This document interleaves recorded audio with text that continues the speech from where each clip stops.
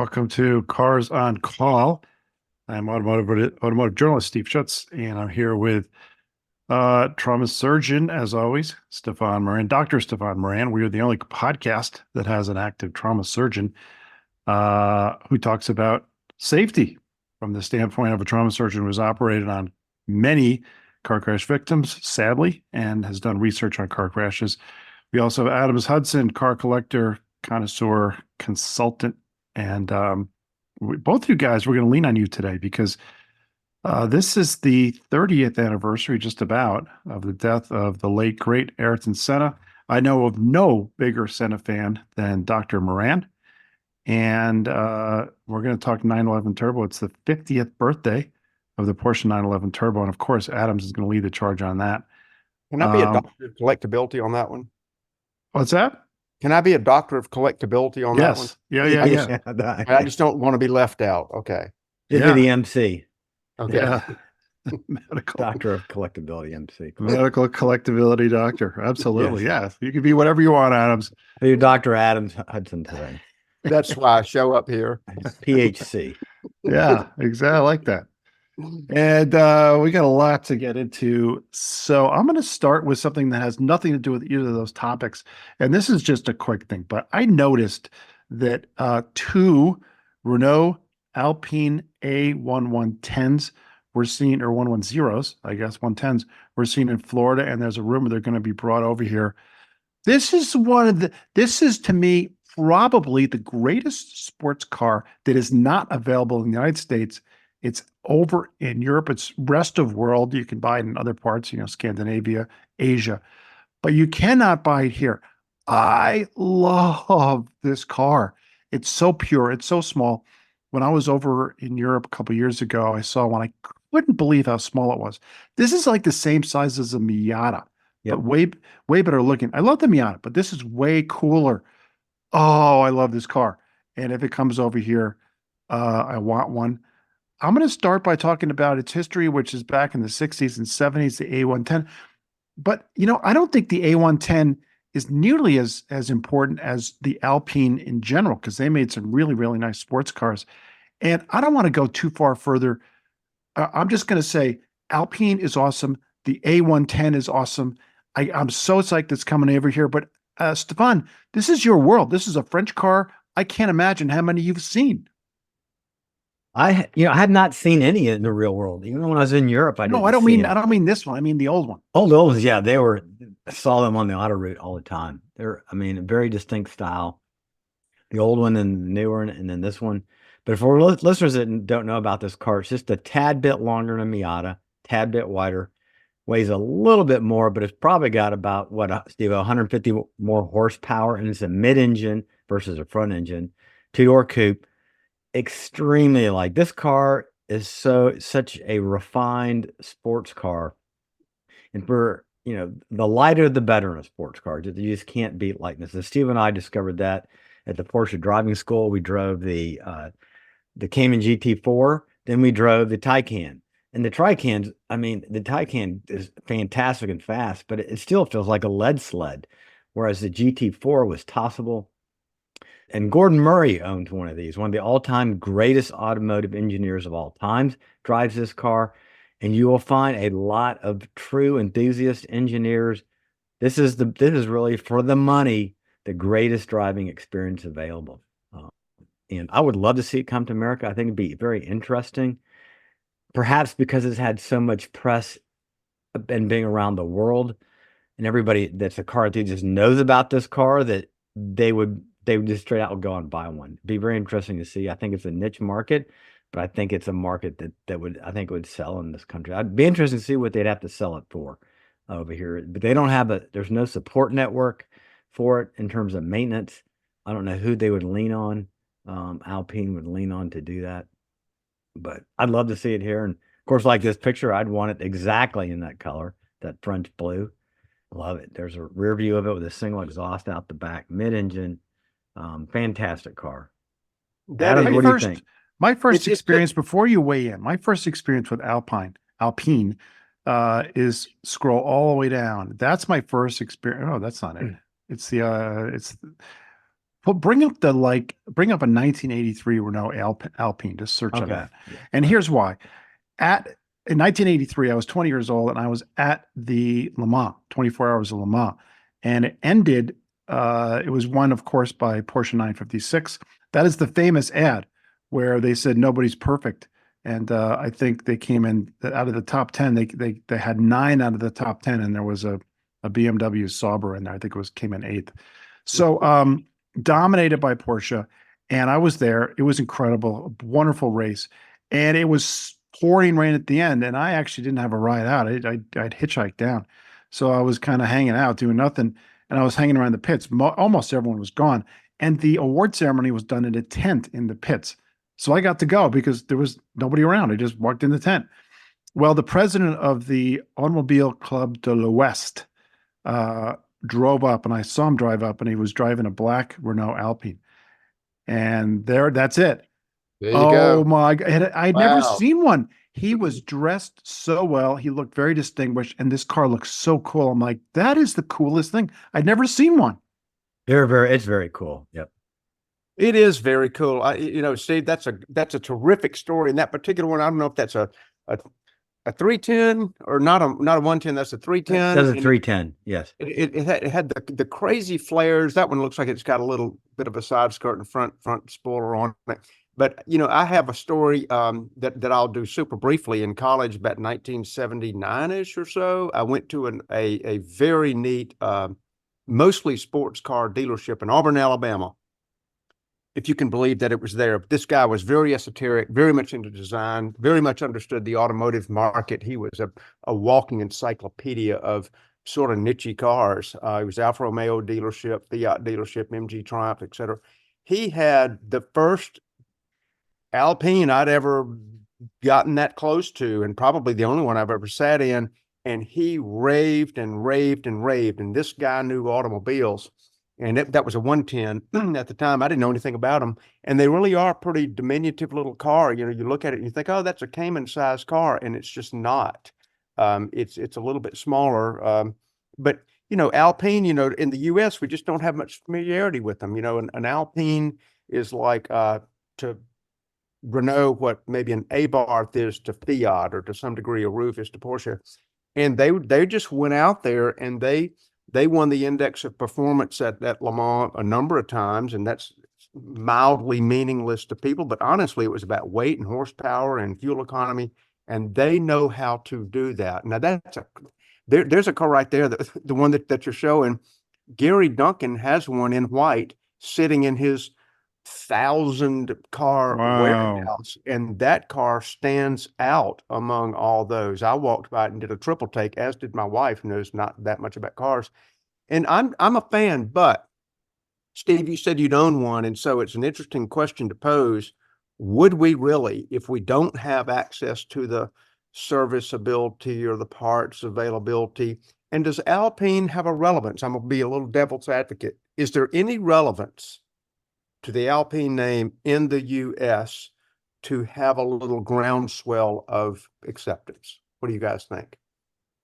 I agree. I don't think there is, because rallying was never big. The Alpine made its name initially in rallying, and they've been in and out of Europe. And the Europeans still want the smaller, lighter sports car. That's what they still want. Americans really don't want that. We want our big honking Corvettes, or Hemis, or Challengers, or Mustangs. And you see how few Miatas continue to sell, but it would be basically taking, a piece of that market share. And without a strong network, a strong name, I think it'd be a real plunge for most people. And you have to be a super hardcore enthusiast to want to do it. I'll go on record. Nobody knows what it is. It doesn't make any sense. It doesn't make any sense, but by a quick show of hands, if you were faced with a Lotus Evora, let's just say that's the comparable, in the same exact condition as an Alpine, or a brand new Emira or an Alpine, because I feel like that's kind of the same type of market. Yeah. Which would you pick? Who among us would pick the Alpine? Me. Yeah, monsieur. I would pick the Renault Alpine. All three. Yeah. It's cooler. Yeah. I would too. I promise you, given that choice, I would too. Yeah. It's cooler. Bien sûr. It's cooler. Yeah. Way cooler.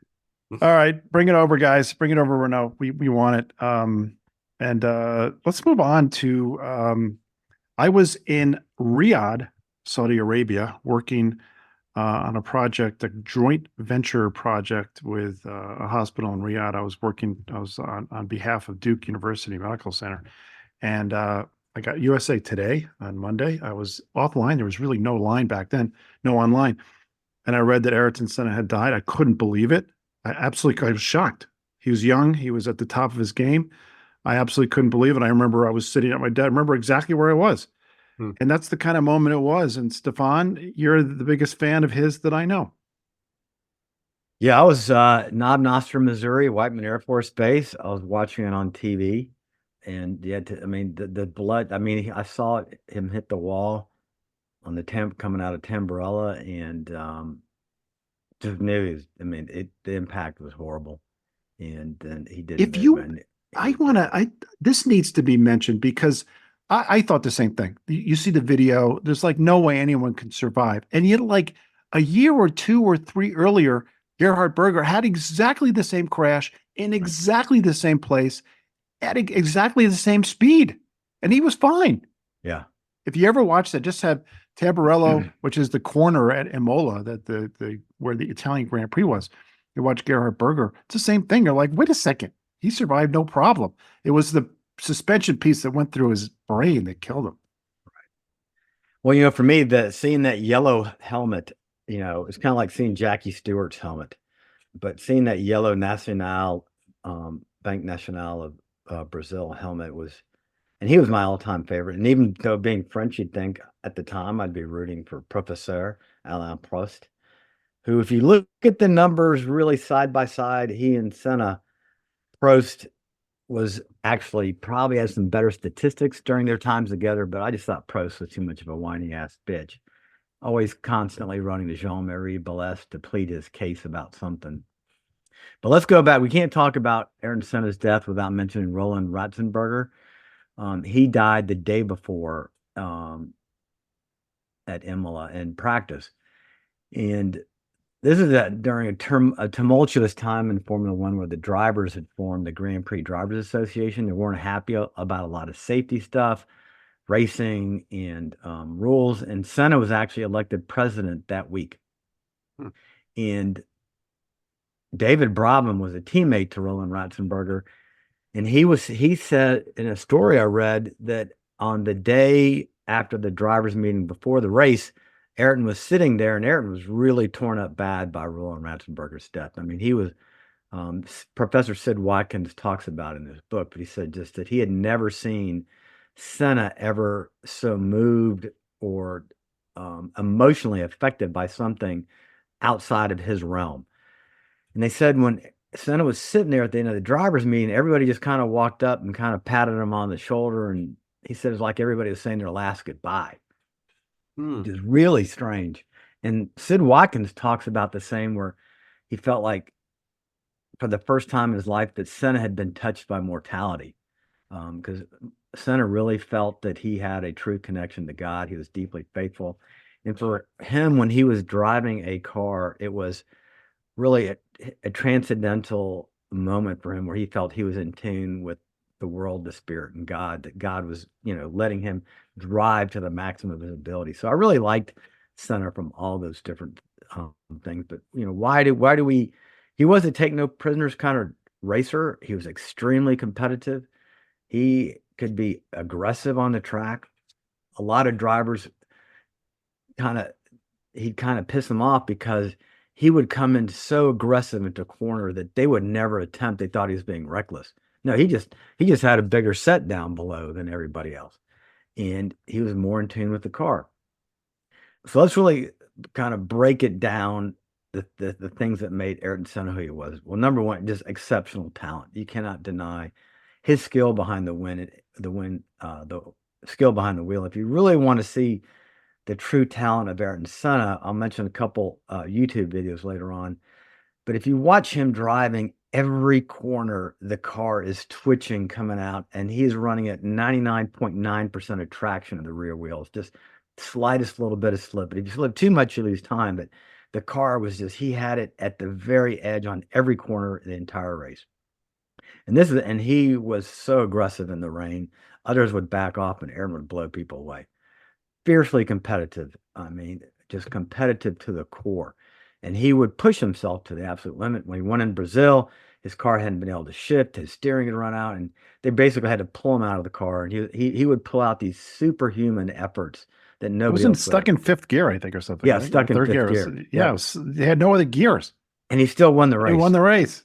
Yeah. And then success, he did. He got it down. He won 3 championships in 1988, 1990, and 1991, 41 Grand Prix races. And then he raced against one of the all-time greats at the time, Alain Prost. And so for him to win as well as against Alain Prost and Alain Prost to beat Senna just shows you the talent that was there, and the guys were on the same team. And then he had huge charisma and personality. I mean, the Brazilians, they just worshipped Senna. And he was a great humanitarian who cared deeply about his country. His sister still runs his foundation and his charities. And when he was died, they had the funeral procession. Over 200,000 people attended his funeral. Wow. And Alain Prost was a pallbearer. I want you to understand that after the famous crash in Japan, when Senna took Prost out, Senna won the championship. Senna actually did apologize in the pits to Prost, but all the movies, I'm going to be very interested to see, Manish Pandey's movie on Senna, which is a fabulous movie, kind of, makes Prost to be out the villain. Every movie wants a villain, a good guy and a bad guy, and they make Prost out to be the villain. I'm going to be very interested to see if the new Netflix miniseries coming out in the fall, there is a trailer that you can see about Senna, if they rely on this good guy, bad guy, making Prost a bad guy. But that's not the relationship they had. Okay, so I think, and then he was a huge safety advocate working with Professor Sid Watkins. Professor Sid Watkins was the Formula One doctor who instituted a lot of changes, the driver's car and taking care of the drivers when they crash on the scene. So for me, he is the all-time greatest new era driver. Fangio to me is the greatest old era. And I really, I think you have to look at each driver on their own era. But of the modern era, Senna is my all-time greatest and my favorite. Though Hamilton's a close second, but Senna to me is just watching him drive and rewatching his racing on YouTube. It's unbelievable to watch him. So a couple of much-watched items on YouTube. Got to watch his first Formula One victory, the 1985 Portuguese Grand Prix. It came in treacherous wet conditions. And there he demonstrated his mastery, lapped the entire field up to second place. I mean, think about that. I mean, yeah, and in the rain. So, and then the one that's all over YouTube is a short watch is the qualifying lap at Monaco in 1988, once again in the rain. And it is considered one of the greatest laps in all of Formula One history that people talk when they vote about the greatest single lap. And he had lost focus due to an earlier crash, but he came out there, put in an incredible performance. He took pole by over a full second. And then Donington Park, 1993, the European Grand Prix, the weather conditions were on off. Once again, he did a stunning opening lap. Starting fourth, he took the lead by the end of the first lap. That is a super exciting to watch. So the 1985 Portuguese qualifying lap Monaco. You can just type in Senna, and these will pop up. So for all those reasons, it still gives me goosebumps to even talk about Senna and to watch those YouTube videos. And I've got a little metal sculpture of his helmet in my shop that I walk by every day. He really for me was the man, the legend, just an iconic driver, or pilote, as the French would say, and missed by many. And when you ask other drivers who is the all-time modern era greatest, most of them will vote for Senna amongst his peers. Every single thing you say, I have to completely agree with. I'm not as big a racing fan as you guys, and certainly not as big a fan as Steph is in the Formula One stuff. But so for it to filter down to somebody like me to have heard of his name and known his name so well, it certainly doesn't seem out of character at all to say that he's right, in the same sentence as Fangio. And what's interesting is, though, even Schumacher, which may be in terms of victories and starts, one of the all-time greats. He was not exactly the warmest character, but Aryton Senna was a guy who communicated to the people, who was of the people. People identified with him, and I can remember hearing about how he communicated also with his team.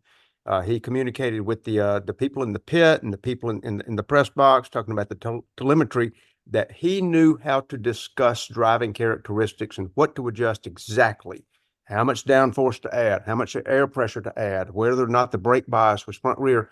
And so just a great communicator and a well-loved person. And on that day, Steve, you mentioned, when you kind of remember where you were on a day. Me and a friend of mine were driving up to the Road Atlanta Historics, the Walter Mitty of that particular year in Atlanta. We'd gotten there a little bit late because it's just a little bit over a 3-hour drive. Gotten there a little bit late, and we're leaving the car, and we're not jogging, but we're walking at a pretty good clip, and we're starting to hear all the noise of the racetrack. The race is going on. People are, talking, and tires are being rolled through the area, and all the things that you expect of a then era race. It's a historic race, but nonetheless competitive. And we're getting closer, and we're getting more excited, and we're hearing the grandstands talk, and we're hearing the announcements being made. And guys, it was like they pulled the power cord. The whole place went quiet.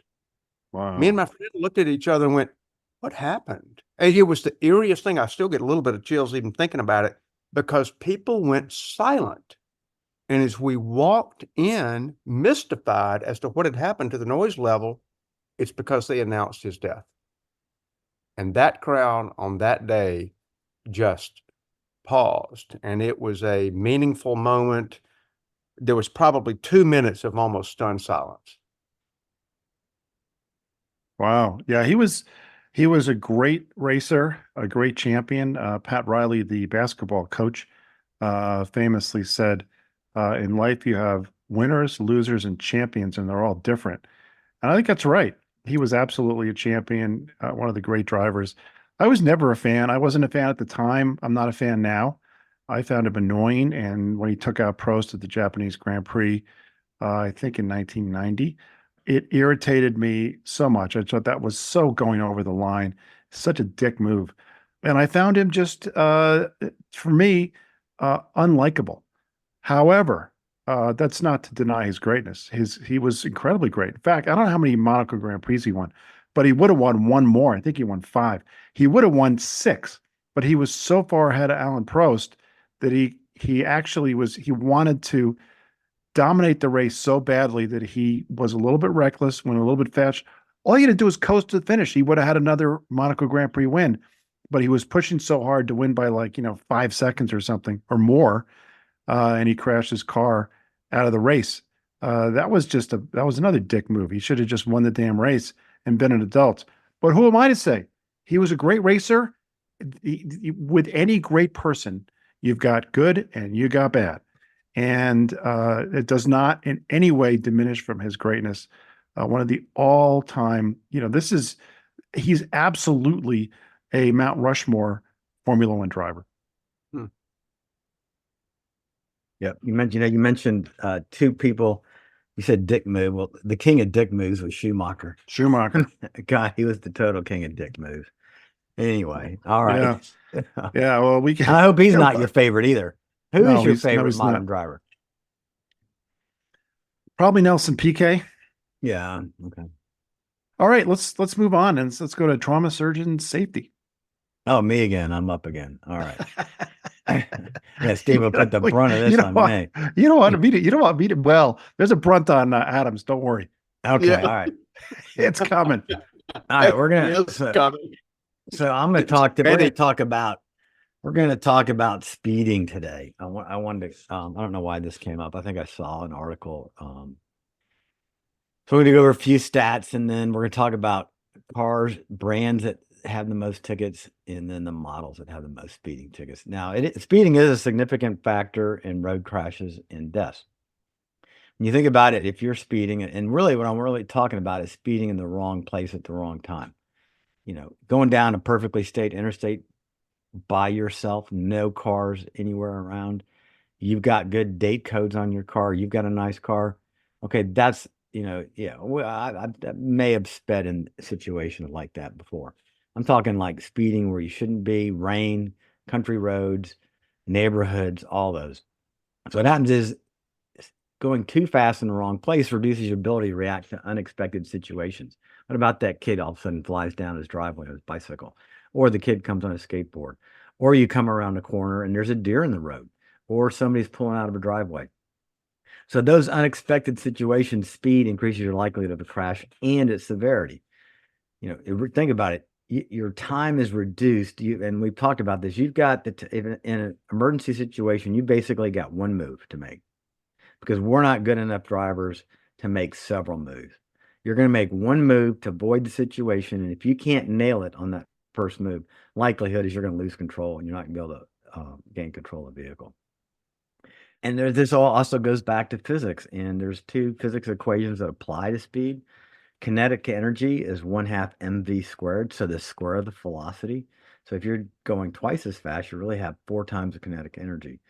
And momentum is just simple mass times velocity. So if you double your velocity, you just double the momentum. So you think about that, you've got greater energy at the time of impact at higher speeds. So you're going to have more injuries, fatalities for drivers, passengers, pedestrians, and cyclists.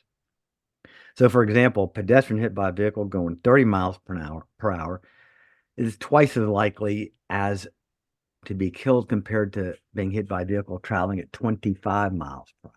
So you think about that. A 5 mile per hour difference changes the likelihood of a fatality by 2 times. So that's why I think, the one place I just implore to listeners is, if you tend to drive fast, just do not ever, ever drive fast in a neighborhood. Even go slower, go 20, 25. That is one place that, I've got kids and, well, they're grown now, but that's just the one place that you just don't want to do that to yourself and to the family. And the World Health Organization contributes speed about 30% of all road traffic globally. In the United States, it was about 26%, according to NHTSA. That's about 8,791 fatalities out of about 40,000 a year that they are attributed to speed. And then in terms of, think about your risk of being involved, it's really exponential. We talked about that. But the thing that always comes up with speeding, people say, what about Germany? They've got the Autobahn, they've got unlimited speeds. What about, so speed doesn't kill. Okay, well, yeah, speed doesn't kill on a racetrack either, all right? Germany's roadways are so sophisticated compared to ours. Their Autobahns are gorgeous. They have controlled speed limits depending on entry exits. They do have unlimited sections, but the unlimited sections are where the Autobahn is long and straight. And then the other thing is, everybody's respecting the speed limit over there. So you don't have differential speeds, which is a big problem when it comes to fatalities. That's where you've got people on the same road doing markedly different speeds. And Stefan, as you continue this incredible discussion, which is so true, and we all are, most of the people who are listening to this are probably people who have sped at one time or another, or every time. But in Germany, you get in the passing lane, you pass somebody, and you get right back over. Right. And I do believe that that's really a bottleneck issue that is not on your line of thinking, but I think it also certainly adds to the danger of going fast. And there's no undertaking, which is passing on the right. In America, we tend to pass on the right because there's somebody hogging the left-hand lane who's not even doing the speed limit. Yeah. So, and Germany has very strict vehicle maintenance standards to get a driver's license, driver training. They enforce their laws. So, and for years, the German cars manufacturers wouldn't even put a cup holder in the car, because when you're driving a car, you are driving the car. So they have about 34 road fatalities per million inhabitants versus the EU at 51. So Wow. They are way lower than the EU. And in America, we're at 36. So we are a little bit higher than Germany. So, speed does not kill necessarily. It's just speeding in the wrong places. So I'm going to pull up an interesting slide here. This is something just fun to talk about. Let me find it here. We're going to look at, here it is. Percentage of drivers with speeding ticket by model. This is just something fun to kind of look at. So, percentage of drivers with a speeding ticket by model. The Subaru WRX is number 1. at 18.8%. If Then you, yeah, I'm glancing at that list. If you had asked me to put money on the cars on that list, I would have lost every dollar wagered. my Mustang's Is it? not on there. Yeah. I would have won because this is something. No, I'm not kidding. This is Well, something. This is something that is a measure of youth, and all these cars, Wow. except Yes. maybe the Hyundai Genesis, these are Yes. kid cars. The Mazda 3, Subaru's BRZ, Scion FRS, is the same car. GTI. These are young, and especially the Subaru WRX. I mean, come on, these are kid cars. No, well, I Well- wasn't thinking about that relationship. I was thinking about the ones that I see speeding and looking reckless, and none of those are on here. I'm talking about the Challengers and the Mustangs and the Chargers, et cetera. But yeah, no, I agree with you. That correlation is probably 100% applicable. But a big Ultima Energy is the one I Yeah, The I would have said Beater Ultima. Ultimas. Yes, They should be on here. All right, so we're gonna roll downhill. I'm all right now. Here, percentage of drivers with a speeding ticket by brand. See here, I'm not gonna. I'll scroll up after you give it. Who do you think which brand? brand. Yeah, pace it by brand. Don't do it. I'm gonna say Subaru number 1 for brand. I probably ought to, no. I'm gonna change it to Kia. Okay. Adam, what do you think? I'm going Dodge since I've already lost every Dodge bet. is a good bet. Okay. All right, Infinity number 1. Because people hate their cars and they're trying to wreck them. I that- thought that was it. All right, so number 2, that- Scion. That goes with you. Yeah. All right, number 3. I'll just pull them up. Volkswagen. There's Yeah. Subi number 4. Unbelievable. Yes. The Kia's on there. Yep. So Okay. Yep. There we go. So I thought that was fun. I thought that was a good one. All right. It's just surprising as heck. But anyway, no, I will concede that the numbers are the numbers. Yep. Yeah, so I said Subaru and Kia, and they're both on the list. I would have said Yeah. no to Audi because Audis are older drivers, but Yeah. same with BMW. But I'm not surprised. All right. There we go. All right, cool. Before we move on, do you guys remember Jeremy Clarkson's wonderful quote about speed doesn't kill? Yeah, I love that. Oh, yeah. Yep. Go ahead. Yeah. Speed doesn't kill. It's coming rapidly to a halt. That's Yeah. what kills. Yeah. Yes. Yeah. Yeah, it's like the old joke about the guy who jumps off a building and someone leans his head out and says, "How are you doing?" And the guy who jumped off the building says, "So far, so good." And it's the same kind of thing. So, yeah, well, ultimately, Stefan, you've made this point many times. Speed is almost irrelevant. It's looking around, being aware of your surroundings, and understanding the dangers. People say that you need to drive like everybody is a potential threat. I don't think that's really true. I think you have to look around and be very discerning about where the possible threats are.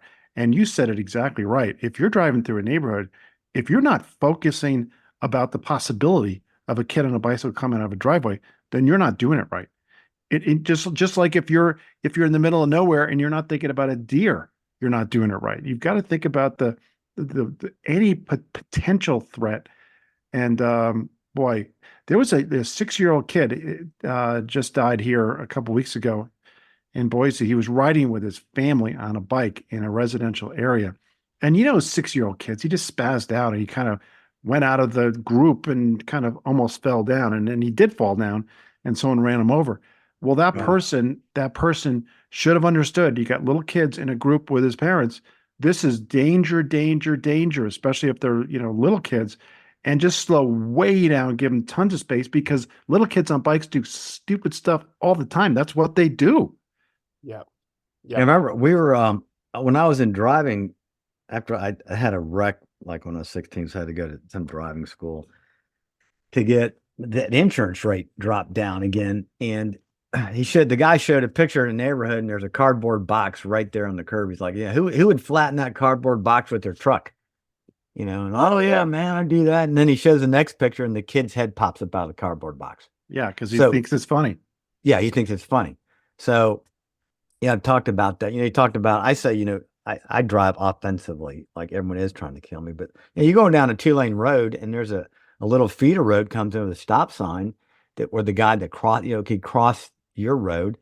I'm always looking at the car. If there's a car coming, I'm watching that car to make sure he stops. Right. So I'm always assessing, checking six, like a fighter pilot would say. I'm always assessing the environment. I do daydream sometimes on the road and get too close to other people, but I try, to maintain attentiveness. But there's certain situations where you really need to crank it up, and that's neighborhoods, deer populations coming around a curve, expecting something unexpected. Absolutely. You've said that many times. But before we move on to real speed, what you just described, going to a defensive driving course. I've done it to get my points down. And it does remind me a little bit of the joke. What's the difference between a drunk and an alcoholic? You got me. A drunk doesn't have to go to those stupid meetings. And it's the same thing with you going to a driver's safety course. Like, oh my gosh, it's so stupid. Like, it's the last thing you need. But I was 16 at the time, but yeah. I guess you did need it. All right. Yes. I always liked that joke. I heard it a long time ago. With apologies to any members of AA, of course, deep apologies. But if you go to AA, come on, it's funny. All right. Yeah. Here, Porsche Turbo, it turned 50. I can't believe this car is 50 years old. But Adams, this is such a great car. I know you're as big a fan as a Porsche Turbo as Dr. Moran is of Aryton Senna. And I am, and I think we all sort of came through the era when the Porsche Turbo had first come out. It was like the second coming. No one could believe that they actually did it. And I think it ties in well with the safety issue because a lot of people were unprepared. And I think what Dr. Moran's point in a lot of this, you can speed as long as you know your capabilities, the traffic and the possible things that you may come across, and the car's capabilities. Well, with the Porsche Turbo hit at the time that I'm not sure, two of those three things did not align very much, which earned that car a nickname of the Widowmaker, and it deserved it. But if we look back at that period and just like a thumbnail sketch of the history at the time, the 1970s started off with, really good, and it ended like really car fans. And, there was unbridled horsepower in the day. People were having horsepower wars. Every other day somebody was like eclipsing another horsepower record. There was a whole lot of race on Sunday. You're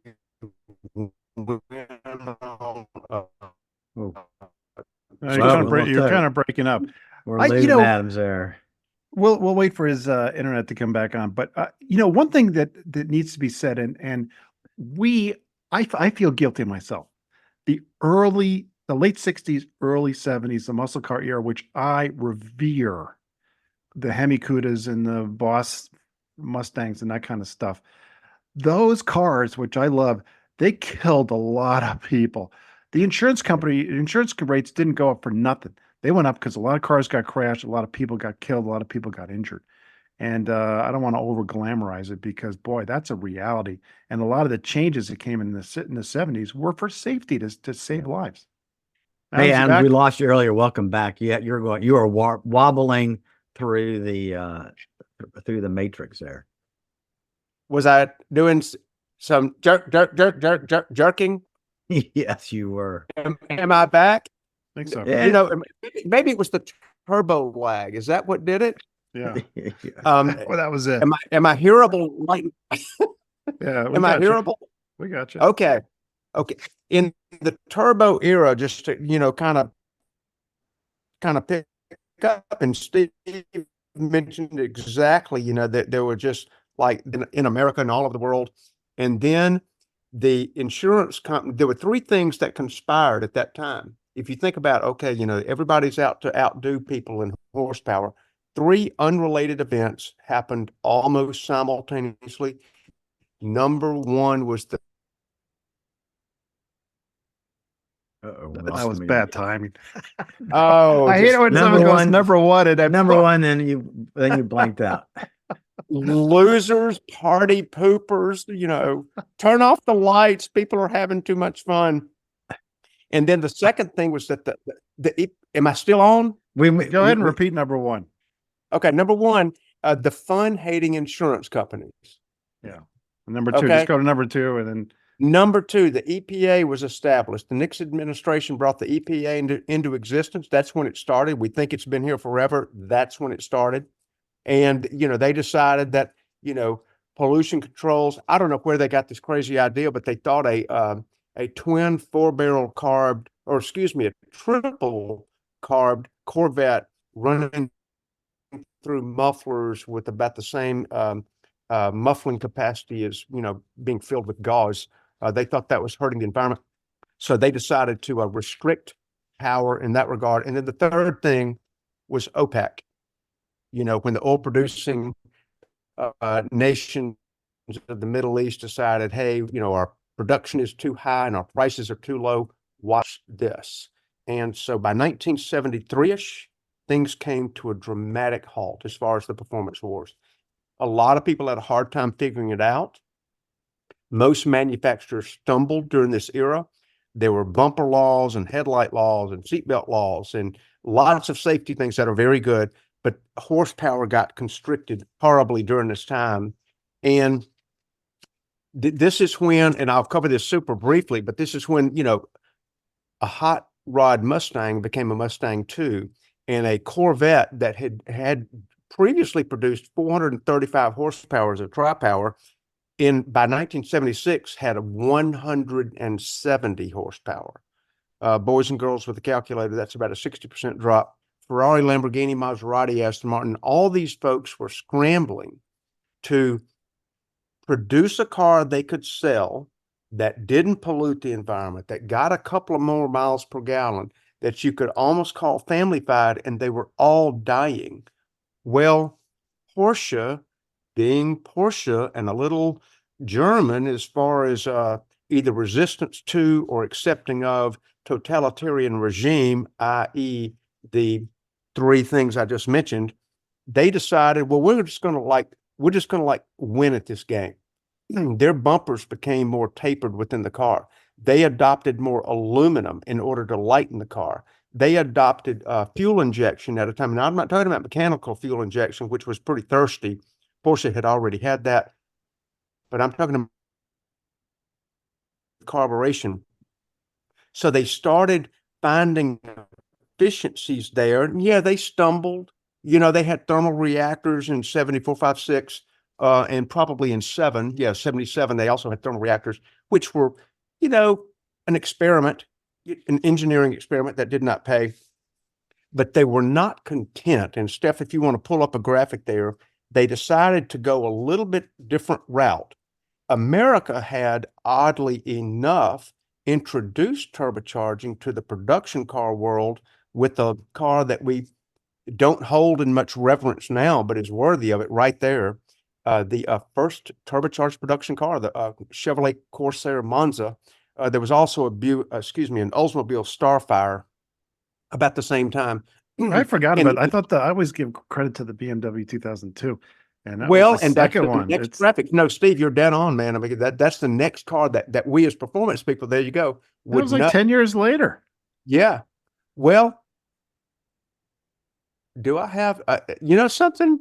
Well, I don't mean it was, it was 10 years later. Dang, because I have the 2002 turbo and I thought you misread that as the year. But no, you're exactly right. It was almost a full 10 years later that the 2002 turbo came out. They produced about 16 to 1,700 of those before the oil crisis. And then it was like, we're done with performance stuff at this level.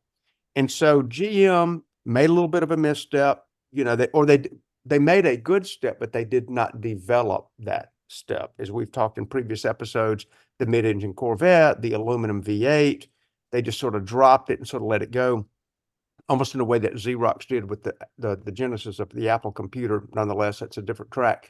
But Porsche was taking notes, and they dog-eared the page of turbocharging could be a thing. And the turbocharging had been used in aircraft for ages. Forced induction had been introduced by Bentley with the blower Bentleys.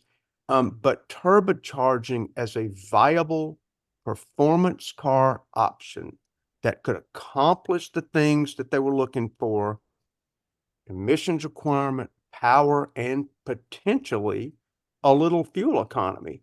So Porsche's assigned this almost impossible task. And yet, through racing and some other development, they come out with in 1975 was the introduction, but the first model year being 1976. There it is. That's the car that started what we're talking about. And, you know, they had decided that putting a turbocharger on their then current 3-liter motor, which got introduced in Europe in 1975, but we didn't get it till 76.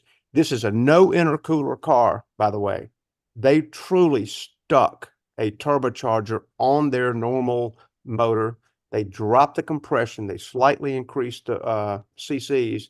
And this car was ridiculous. Do you guys, like we were talking about, where were you when this car, when Aryton Senna passed? I vaguely remember when this car came out, it was a sensation. Do you guys remember? Oh yes, Not that absolutely. moment. Yeah. I have a vivid memory. I'll never forget it. I was on the Long Island Expressway, and we were in the fast lane.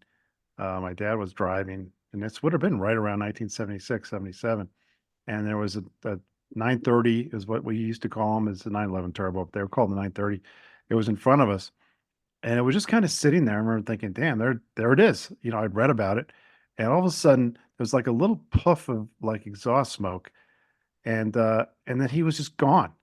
Like I just remember, like, whoa, this thing Yeah, so just yeah, took off.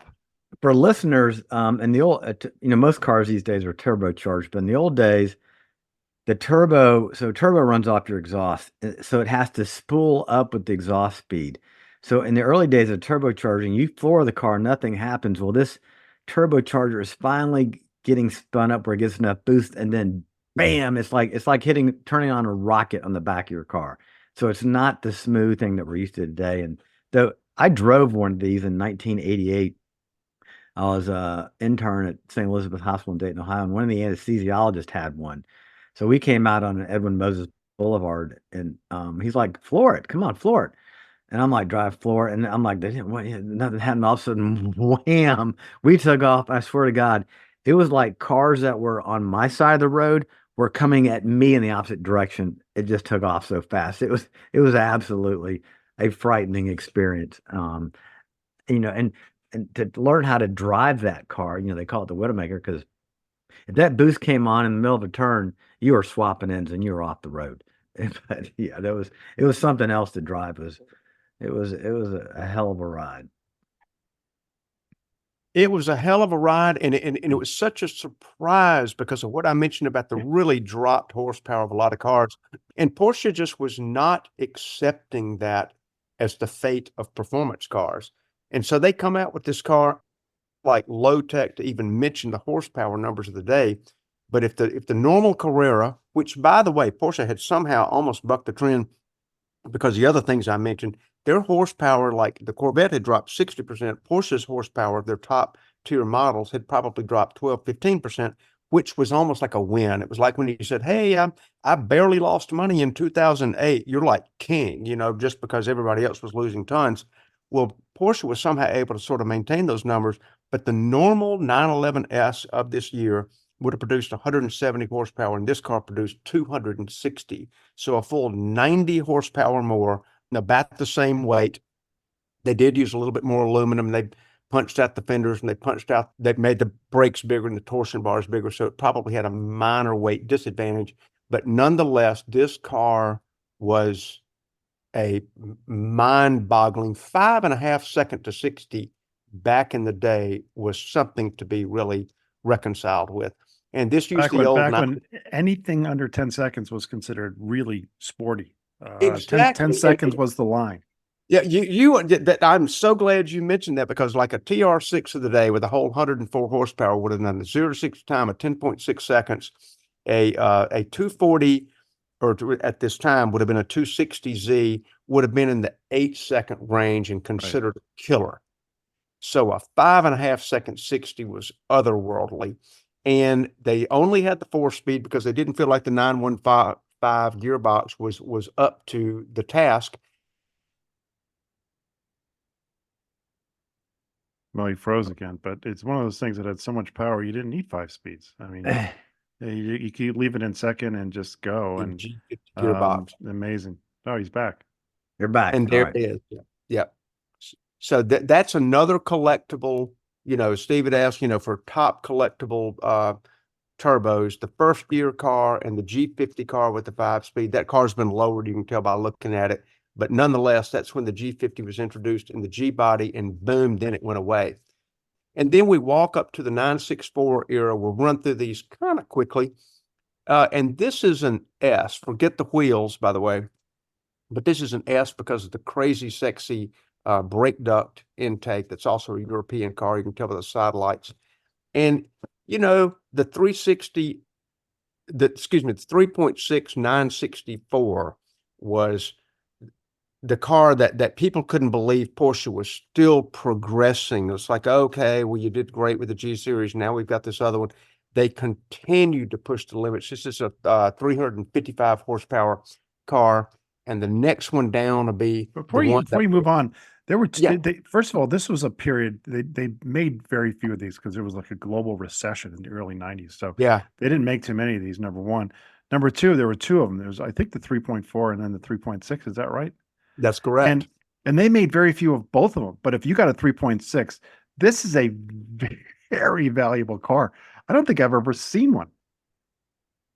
I'm positive I've never seen a 3.6S. Yeah. Yeah, Certainly not the S. that's an oddball piece. And then we roll down to what is kind of like a little bit the heartthrob, partly because of its looks, partly because of its rarity, and just the fact that it was the last of the air cool.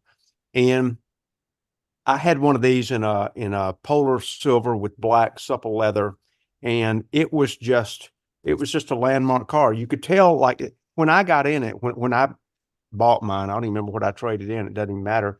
But I remember when I got in it, and the salesperson with whom I was very good friends, and he was a very good technician as well. He'd come from the technical department, went to sales. He said, "You're not going to believe this car." And on the test drive, he wasn't trying to scare me, but he got onto a relatively empty road once the car was up to temperature, and he said, "I hope you're holding on." And he floored it. And 400 horsepower, it may as well have been 800 horsepower. I'd never felt anything like that in my life. And I think car people can relate to this. All I could do was laugh. I was overcome. Yes. I was giddy. I didn't know what else to do. And at that point, I had mentally bought that car. I could not write the check fast enough for it. And, that was a landmark piece right there. So that's another super collectible car. First all-wheel drive. Oh, yeah. Turbo. Yeah. The And rest first we had twin turbos. Yeah, the previous ones were two-wheel drive. Yep.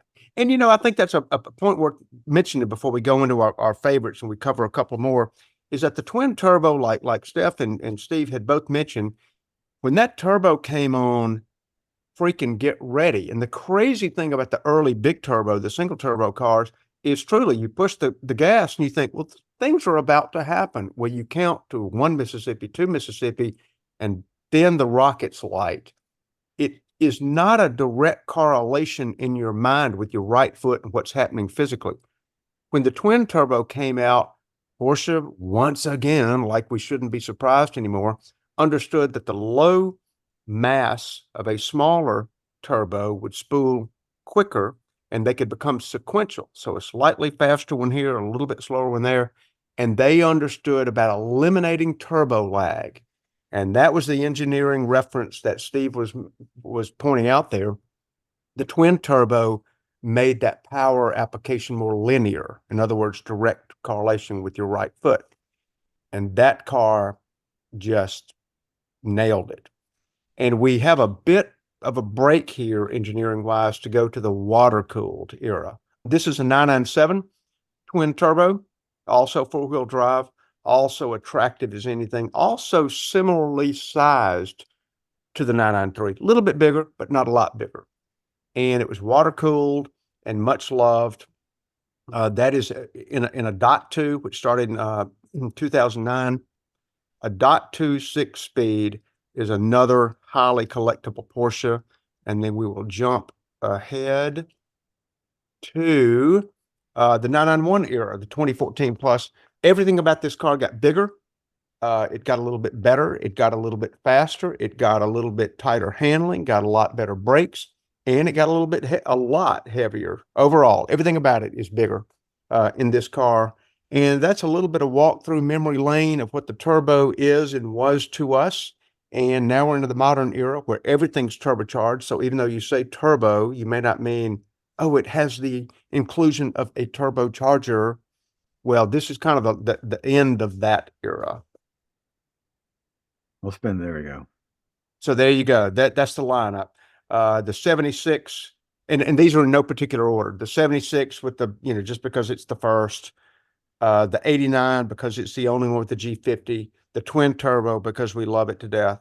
And the dot two 6 speeds because that was crazy rare. PDK had come into its own by that time. So a 6-speed is an unusual piece.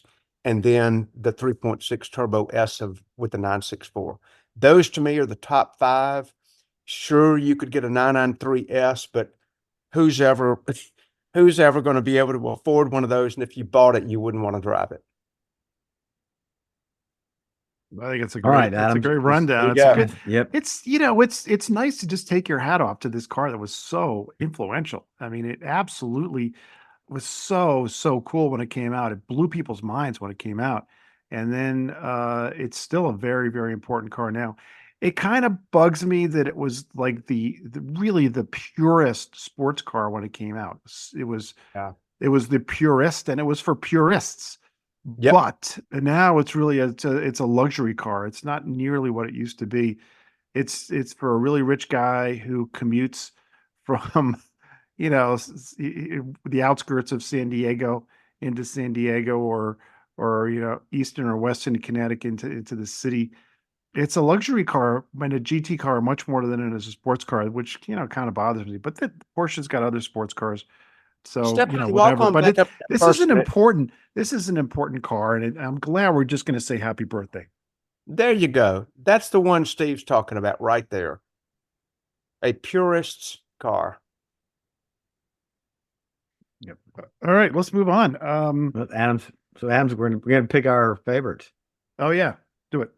So Adam, since I got your slides up, I'm gonna scroll down to yours. There Well, we go. let's just do that. Well, there you go. There's my pick of the turbo litter right there. Give me heat and complexity plus dated ergonomics. And honestly, if anybody's ever looked up under 993, well, I'll tell you what, if you're a modern Porsche person and you say, hey, I can't even see my engine. I open up my so-called engine lid and what I see are 2 boombox speakers and something underneath it. This is a car you would see all the mechanical bits, but you couldn't reach them. It was filled with plumbing, filled with pipes, filled with intercoolers, filled with belts. I mean, you can't get to anything, but that particular car, as crammed full as it was, and it probably signaled to the Porsche management at the time, you have done all you can do with the air-cooled platform. That's the one that's got my heartstrings. Turquoise blue pulls a particular different heartstring. I would take it in any color it showed up, but that would be my top. And if I can get crazy picky, scroll down a tiny bit, I want a rear wiper, pointless as it is, completely, absolutely pointless. Nobody's ever wiping their rear glass with that thing. It just looks cool. And the sports seats, which if anybody follows Bring a Trailer, and I think we all do, the sports seats sitting on the floor in the garage in any color you pick are $10,000 a pair. I would take it in this car, but once again, I don't have to have them. But if I had that car in any color, I would be delighted. That is, to me, kind of the ultimate 911. Stefan. All right, so I'm right with you there, Adams. Here's mine, but the only difference is, here we go. I'm going with that looks just like mine. In petrol blue. Okay. And petrol blue instead of turquoise blue, and I would want a biscuit interior instead of the gray interior, which most people would get. I'd like a biscuit interior. Yep. Yep. And yeah, that would be the car for me. And the reason I'd pick the 993, two reasons. Number one is I'm already having a Widowmaker built called a Cobra with 455 horsepower and 490 foot-pounds of torque in a car that weighs 2,300 pounds on a 9-inch wheelbase and 7.5-inch rear tires. So I would not want the 930, though a friend of mine has a 930. I can't wait to ride in it. He just bought it. I think it was a 930, the one that Darren bought. Adam's going to correct me. He knows more about it. But so, and then the other thing I'd want, that's why I'd want this one for the twin turbo, so that the boost comes on as your right foot goes to the floor. And then this car at that amount of power, all-wheel drive is really, it is an added bonus in this car to keeping it on the pavement and out of the, keeping it upright and on the pavement. We have convergence here. Mine is going to be, I said dark blue, but I said 993 turbo also. It's peak Porsche 911, and they made plenty of them, so they're not so valuable. Yeah, the 964s, there's so few of them, they're so valuable that you can't really drive them. These are peak, absolutely the peak 911. The last of the air cooled, everything you guys said, I totally agree with. You can't talk about the 993 turbo without this ad. So scroll down a little bit. Bugs fast. Arena red, if you can scroll down. Yeah, I'm scrolling. Kills bugs fast. There it is. Guys, has there ever been a better car ad? No, there hasn't. That's it. funny. Yeah. So I wouldn't get arena red. I would get something like this, which is ocean blue metallic, but I get a dark blue. Petrol blue is another good example, something darker. I would get the twist wheels. We all pick the twist wheels, and I would have a gray interior, but I'd take biscuit. That would be my choice. So, hey, before we leave, there's a couple news things I want to touch on. I didn't want to start the show with these things, but I'm going to start with Porsche and then a little bit of Mercedes news because I want to get your guys' take on this. Okay, we've talked about dealers. We've talked about dealer problems. There was a famous case in Florida, Champion Porsche, where a sales manager was taking, and here are the cars we're talking about. You can't get one of these. GT3, GT3 RS, there's a GT3 RS, there's a 911 ST. Even the brand new Turbo S's are very hard to get. So these are the cars we're talking about. Champion Porsche in Florida, one of their sales managers was taking money for these cars and not giving them allocations. He just pocketed hundreds of thousands of dollars. People gave these deposits, and then he took the money. They were made out to Champion Motorsports or something, and it wasn't Champion, whatever. And they were actually going into his personal account. He was stealing the money. Once he had enough money from all these guys that gave him money for deposits and allocations of these cars, he stole it. Well, there's a different twist on the same kind of thing just happened. This story just broke. Charleston, South Carolina, Porsche of Charleston, a guy was just actually taking bribes. So the sales manager was taking bribes, and that is, if he'd say, yeah, you want an allocation, you got to give me $50,000. That's not a deposit. That's money to me. And it was the same thing. Several $100,000 was stolen. And I'm going to say two things. Number one, this probably is much more common than these two cases. And number two, where are the adults? I think that in a situation like this, these guys should not have the sole authority to give an allocation of one of these specialized cars, because that's how bribery starts. I can almost see you loading up. I can almost see you getting ready to respond to this. Mine a little bit is like on the overarching theme of, if somebody is like in a position of authority and they're a little bit the gatekeeper on whether or not you can get a certain thing, whether it's a Porsche or the refrigerator you've been waiting 3 years since COVID to get. If they're asking for money under the table, I can't count the number of red flags that go up to me. I am more naive than I am astute, but that to me would set off all sorts of alarms. And I'm not saying that the victims should not be compensated or should not be sort of like given a little bit of nod of, okay, well, you're allowed this one transgression. You shouldn't have done it, but now you know. It's just unbelievable that this can go on at a professional level of business. You expect this on the back car lot alley. You don't expect it at a place that has a big old Porsche sign out front. I'm a little ashamed. Well, once again, people would rather buy a car over their phone and have it delivered to the home than step foot in a dealership. The Teslaification of the automotive industry. And these are just further examples. And in these boutique high-end cars, to me, it's just especially even more intolerable. And if I were going to buy one of these and the salesman did that to me, I'd walk straight out to the general manager's office and I'd raise hell. What kind of dealership is this? You're going to trust them, but I guess the guys buying these cars have enough money that they don't care. They're just throwing their money around anyway because they want it, and whatever it takes to get it, they're gonna do it. But yeah, it just incredibly irritates me. And high profile deal like this, think of all the other this story. It's going to affect every other dealership. People are going to have less trust now. So this is one person, one bad apple can spoil the bunch, and it just further soils the reputation of dealerships out there, and they have to fight to maintain that they're good people. And Where are the adults? First of all, I don't really feel bad for the customers. They knowingly participated in a criminal act.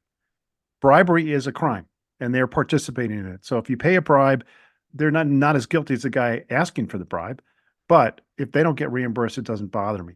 Number one. Another thing I'd say is that, this is not a high-profile dealership. This is just Charleston Porsche. It could be Porsche of Birmingham. It could be any other regular Porsche dealer. I think this happens a lot more.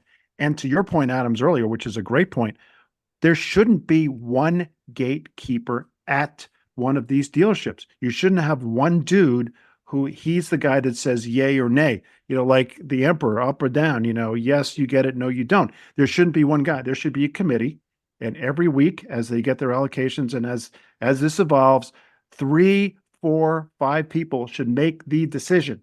It shouldn't be one person, because you're just asking for this to happen if one person has all that power. You're exactly right. And Steve, I think you made that point a little bit in the Champion case, that it was not scrutinized by the higher ups. It was sort of like, let that guy Right. be the somewhat, autonomous, top running back. He's the one who's got all the yards. So let's just leave him alone. And that's what they did. And that's what they got. And I think in this case, which is different a little bit in the Champion case, but you make a good distinction, is in the Champion case, I'm not sure, and I don't know, I'm not sure that people paying the deposits knew that they were playing part of a crime. I think they were No, it's totally different. Duped. Totally But different. in They this didn't. case- They thought they thought this was a deposit. They're in good faith paying money for a deposit. In Charleston, they're just paying a bribe. Yes, and they knew it, and I think that's a great distinction. Like, where the adults, exactly what you're saying. So in the one case, they're being duped by a very, very gifted con man. In this particular case, the con man, if there's any honor among thieves, is saying, you're paying me for the privilege of being number 2 or number 3 or number 4, whatever it is. And yeah, they are part of the crime. Yeah. No sympathy. But I'm telling you, I bet you this happens a lot. And I think Yeah. that, if you're a smart owner of a Porsche dealership, what you're going to do is you're going to say, hey, we need to change. It can't be just one guy, because this temptation is too great. Obviously, it's happened before. And it, as Stefan, to your point, it completely damages the reputation of every Porsche dealership. And oh, by the way, he was the sales manager. Right. The sales manager. Okay. James Marino was his name. There it is. I just pulled it up on the internet. Jeez, yeah. Lord knows how.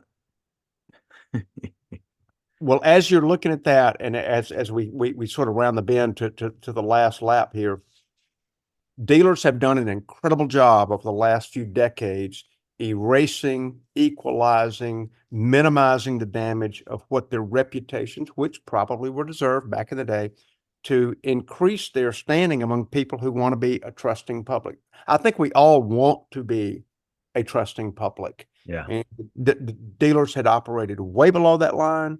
And I think, to me, they're way above that line. They're not just at par, they're above that line. But you hear something like this and go, dang it, we're back a couple of grades and it's every man for himself. This is damaging. Yeah, I bought some nice cars, two M3s brand new and a 911 brand new. No bad experiences. I'm very happy with the dealership. I felt like I was treated respectfully and honorably and ethically. But yeah, it doesn't take too many stories like this. But again, I just bought regular cars, really. We're not talking GT3 or anything like that. And that's where the temptation lies because the reality is that if you buy a Porsche GT3 and you decide you can buy it, and most dealers will not charge you that much over, maybe they'll charge you a little over sticker. You can turn around the next week and sell it for 50 to 100,000 more than you paid. Well, guess what? The dealers are dealing with that. They have a valuable commodity, and it's not ethical to do that. Well, it's not like taking a bribe, but you know what I mean? They know they have a valuable thing, and so they want to be careful about who gets it. There's too much demand for these very special products and not enough product, and that's where the temptation is. But I think we outlined the solution, have a committee or something like that. Yeah, I had a couple Mercedes things. I'm not sure I'm just going to say these really quick because. Are you trying to bait us for the next episode? Are you? Yeah, maybe bait us the next episode. But we talked about these stupid BEVs. I saw a Mercedes EQS come up behind me when these things were brand new. I thought it was a Hyundai, and then I realized it has this huge Mercedes star. And I'm like, this car looks like a Hyundai. And I think Mercedes knew it looked like a Hyundai, so they put a big star on the front of it. They've done two things because these are not selling. They put a bigger badge or a bigger grill is coming. That's not it, but it's coming. Number one, to give it more presence. And then number two, they lowered the price by $20,000. Wow. Which means they had that much markup plus a little. I think nobody wants these. So they're stacking up in dealerships. They had to move the metal. And I think everyone's taking a little bit of a bath on these. But these cars don't have presence. Nope. And then the last thing, I want to get some opinion about this. This is the brand new this is the 2025 Mercedes C63. The AMG 63s have always had honking V8s, different sizes. Now it's a 4-liter turbo. But this one is the first 63 model AMG that they said we're going to have a hybrid 4-cylinder. England, the dealers just said, don't even send them. The US is going to have these. I don't think anyone's going to buy them. Isn't this car stupid? Well, but I'm just going to jump in there. The stupidest of the stupid is the name. Yeah. When a 63 used to mean a 63 or a 6.3. 6.3 later, yep. I'm just appalled. Well, hold on now. Here you guys beating this up, but Porsche throws turbo on an electric car, okay? And turbo S, all right? So I'm against it. I'm against it. Yeah. So we all are, but this to me is more. Don't be slinging any arrows our way. You could get. I've driven the C63 when it was the small one when it was a 4-liter V8. This thing sounds awesome. It's got this loud V8. It's just like driving Stefan's Bullet Mustang, and now it's got a fucking 4-cylinder. Well, it's taken that 63. There's a lot of. It's like putting the Mustang on the Mach-E. Yeah, it's like putting the turbo and turbo S on the Taycan. Putting the 63 badge is putting this, to me, in my mind, that's the same. They're doing the same thing, and I think it's a mistake. They need to come up with some new badge for this hybrid, whatever. But yeah, I think. But do you think the person that's going to walk into the dealership today that looks at this is going to know of the old 63s and what the 6.3 liters originally V8s? I don't know. I don't think so. I feel like, harking back to the marketing side of this, I'm sure somebody in the marketing department, oh, the 63 sells good. And people associate the 63 with the higher level and 63 with a higher price. How stupid do you think your customers are, Mercedes-Benz? I mean, honestly, this is offensive.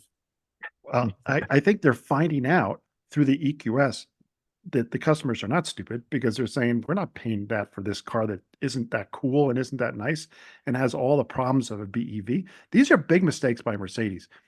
At the same time they're doing this, by the way, BMW has said, we are looking at electrification coming, and we're looking at emissions controls tightening up, and we're looking at all these, and interest rates are higher, and BMW is saying, boy, we're looking at all these problems and affordability and everything. We think the solution is an M5 wagon. Yeah, that's how you do it. That's right. That's right. Hit the party lights again. Yeah. Audi's got the RS6, right? That's I how you like do it. the attitude. We could almost spend it, and we would just give you a little hint of what's to come. We could almost spend a Strokes of Dumbness episode on, sadly, Mercedes missteps. Yeah. I mean, Mercedes has done so many right things for the automotive industry and not taking a grain of that importance away. But I'm telling you, boys and girls, whoever you are in the marketing department who is deciding the fate of what you think the future Mercedes buyers are going to be thinking like and acting like and paying for, you are really dissing your heritage. I'm going to leave that as a final word. That's perfect. All right. Thank you for that. So, Stefan, close us out. All right. Remember to like, listen, subscribe, hit that bell button. We're on YouTube, Spotify, and Apple, and we'll see you guys next week.